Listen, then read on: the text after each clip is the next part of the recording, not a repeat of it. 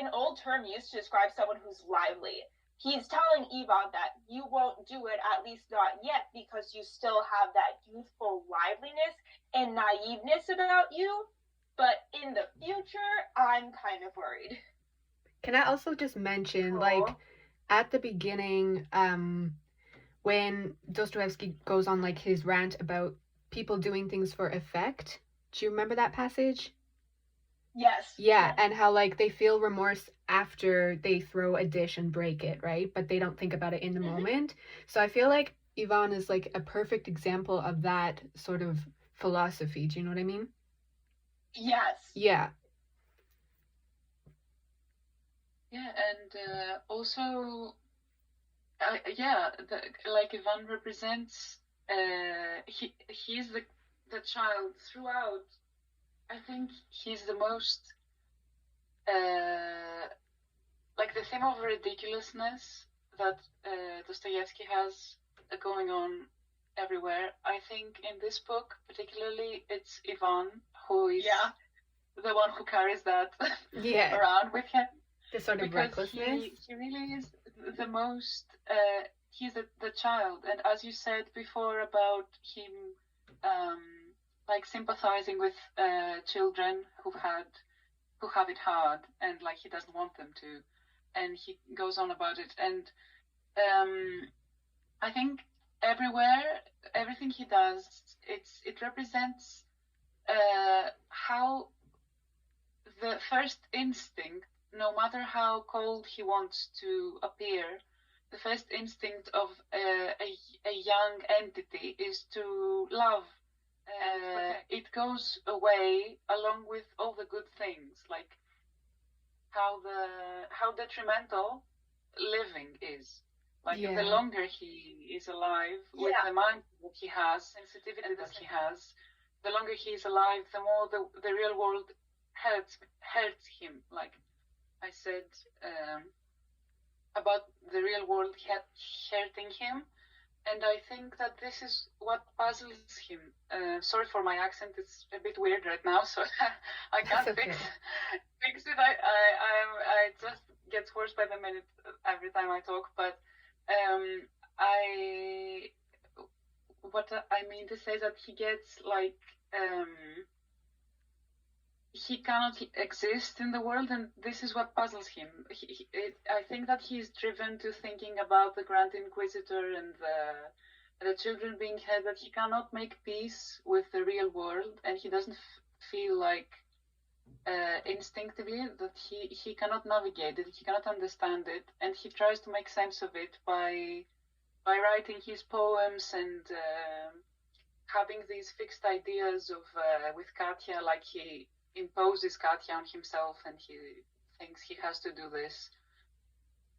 Exactly. He's clinging on like concept. He's clinging on concepts in order to like make through with life. Yes. He's very nihilistic about it, though. Like, he's not an optimist, whereas like Alyosha is. Do you know what I mean? Yeah. Yeah, they're very oppositional to each other. Mm-hmm. The one thing I think about Ivan that Vasiliki was very much getting at is that I think overall he fears what he doesn't understand and what he can't predict. Exactly. Which is how I kind of think, which is kind of how I think of his relationship with Pavel, right? Pavel is a child who's clearly been abused. Why doesn't Ivan like him? And I think it's because Ivan genuinely cannot tell what Pavel will do.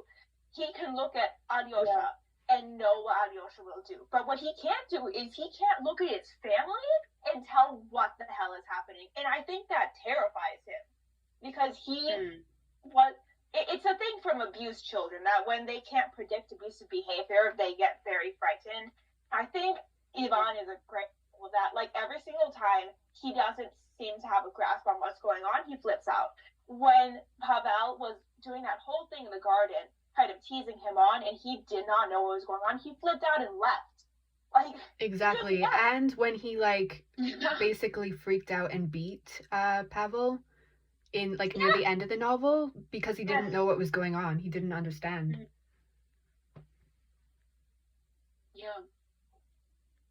It was like he was being, I think every time because he was so unused to being with people, like being there, completely there, not just like asking questions for the sake of irony, like we said about the priests. Yes. When he was 100% there, he was carried away by people. He was being carried away by Pavel. He was being carried away by Alyosha when he like exposed his inner feelings and he regretted it immediately. And the Grand Inquisitor, like, I think that the fact that he gets so carried away and lured into the action, so to speak, I think this also frightens him. The fact that he keeps, as you said, like abused children, being scared of outcomes they cannot control. And I think that whenever he is partaking in the action, he doesn't know where he's going to end up. He doesn't know what he's going to do either, and that terrifies him as well. Like, not only the actions of others, but also his own, because he gets so carried away. And yeah, I forgot where I was going with this, but Yeah, no, totally. But yeah, that's oh God, where was I going with this? You made a point. You made a point. And Yeah. I like that point.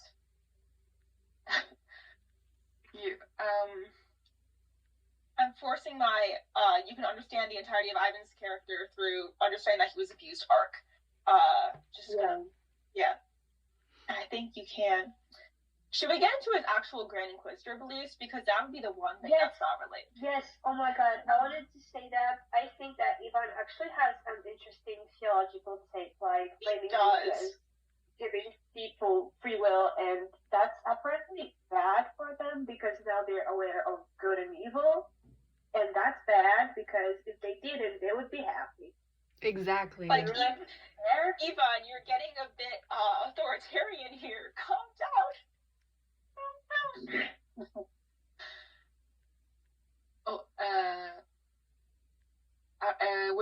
Are we going to talk about the Grand Inquisitor? Yeah. Yes. Okay. Yes. Okay. So this is after Rebellion, right? Like the chapter? Yes. Yeah. Yes. It's after the children part, and then he goes into the whole poem with the Grand And Inquisitor. I think the important thing about then this God. is that he tells it to Alyosha, which sort of portrays their relationship and the trust between them, despite how they fall out near the end of the novel. I think it says something that he views saying the Grand Inquisitor as trying to save Alyosha from the influence of Zosima.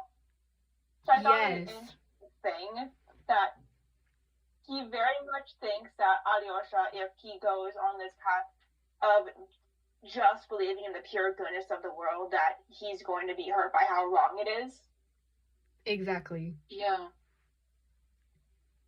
I think that Dostoevsky, although he's thought of as someone who goes on about Christian theology sympathetically and like as a Christian himself, I think that through his priest characters especially, I think he wants to expose the folly of the people who speak for the church, Like through God. I think he because what you said about him trying to protect Alyosha from Zosima. Yeah. He's I think yes, that you're so right for saying this, because it's not just about God. He's not only saying about like theology, but explaining how these people that are supposed to be protective and like speak for a community or whatever, they can do so much harm. And a just a small parenthesis. In Demons, at the end, when spoiler alert, of course, can I speak about the ending of Demons? Yes. Of course, yes. Okay. Yes. So when he goes to Tikhon's, when Nikolai goes to Tikhon's, I think that Tikhon is the actual villain. I'm gonna go on I'm gonna go off and say that he's the real villain, because what he says is what essentially drives Nikolai to commit suicide, because he presses on the fact that his crimes are ridiculous and he's ridiculous and all that. And I think that the same thing happens with Zosima. I think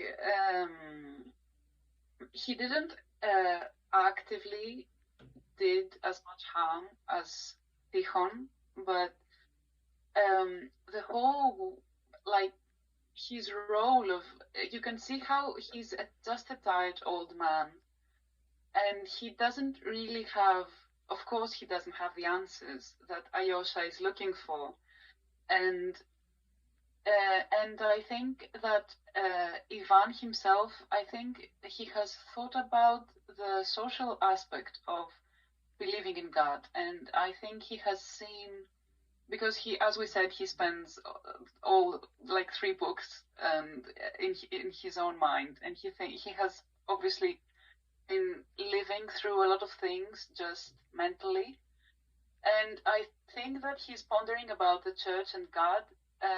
He couldn't find, like, he could see through the folly.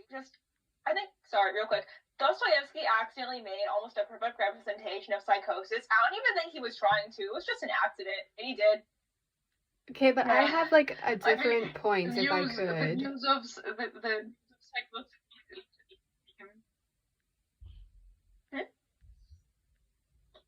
Sorry, can I just add something? Yeah. Okay, Yeah. so like basically with his whole psychosis thing, like he sort of descends into insanity, right? But the fact that he Just a bit. yeah, but like the fact that he is also partially aware of it, do you know? Like he sort of accepts that this is happening and he chooses to speak with his hallucinations and just sort of embrace it in a way. And then after, when he wakes up, Also, Ivan he is denies like, it. Ivan is like, oh, it's you again, so it must be. Yeah, exactly. Yeah. So I feel like his being aware of it is like not full insanity, but almost like a struggle with his conscience in a way. If you're gonna take a psychological perspective, I could say that I don't think he's aware that he is in psychosis. Like, he genuinely is struggling to figure out if this is real or not, which means that he is, yeah, definitely. Like, there's this one little line that I cannot find for the life of me, but I know it's there, where it's like the court says that, oh, Ivan has reported that he has been seeing dead corpses on the street for like weeks now, and they're not real, but he thinks they're real. Like, this is clearly someone who is fully convinced of their own delusions and hallucinations. Like, the fact that he ends up thinking that he is somehow philosophically responsible for a murder, I would classify that as a delusion. Because when I was going to approach him about it, he flips out and says, I never want to see you again. Yeah, I mean, that actually happens when you just try to talk somebody out of their delusion, like, oh, this is not real, calm down. And they're like, they just get mad because I do that, and yeah. Yeah, I did that a lot. Yeah, that is, I can confirm that is true. Mm-hmm. That's kind of what happens. Oh, yes, go.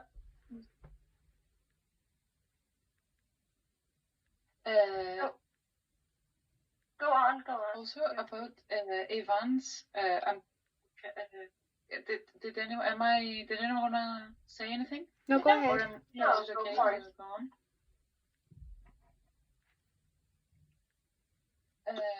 I want to say that again, in the theme of all the things that I said about him not embracing real life, I think that when he finally turns to when his psychosis starts like developing